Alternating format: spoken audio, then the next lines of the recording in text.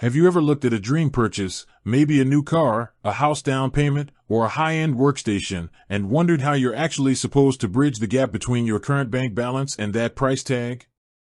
When I decided to get serious about saving for a major milestone, I realized that trying to be careful wasn't a strategy. I needed a system that removed the guesswork. I started using Rocket Money not just as a subscription tracker, but as a surgical tool to find hidden capital. Here are the exact methods I used to accelerate my savings. The subscription audit. The first thing I did was run a full diagnostic. Most people use the app to find that one $10 streaming service they forgot about, but the real power is in the recurring expenses list.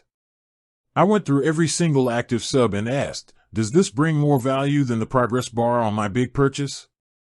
I canceled 3 low-cost apps that were draining $45 a month. That's $540 a year redirected toward my goal instantly.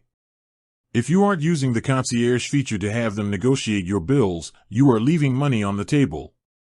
I had them negotiate my internet and cell phone bills, which shaved another $30 off my monthly overhead without changing my lifestyle.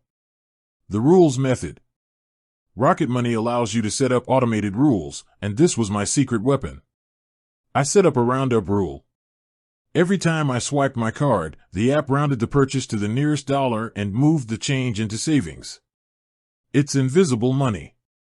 Beyond that, I created a smart savings rule specifically tied to my big purchase goal. By allowing the AI to analyze my spending patterns, it identified days when I had a surplus and pulled small amounts, sometimes just $5 or $10, into my goal account. Because the app knows your bill schedule, it never pulls money you actually need for rent. The budgeting buffer.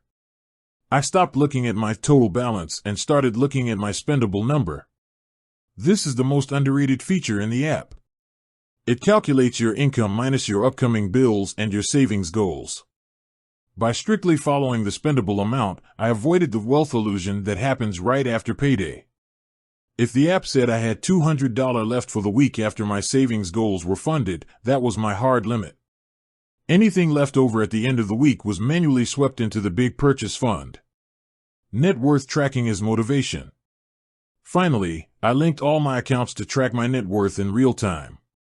Seeing the debt-to-asset ratio shift as I funneled money into my savings kept me disciplined. When you see your big purchase fund grow from 10% to 50% through these automated micro-adjustments, the psychological win makes it much easier to skip unnecessary impulse buys. Stop guessing where your money goes and start telling it where to go. With that said, thanks for watching, and until next time.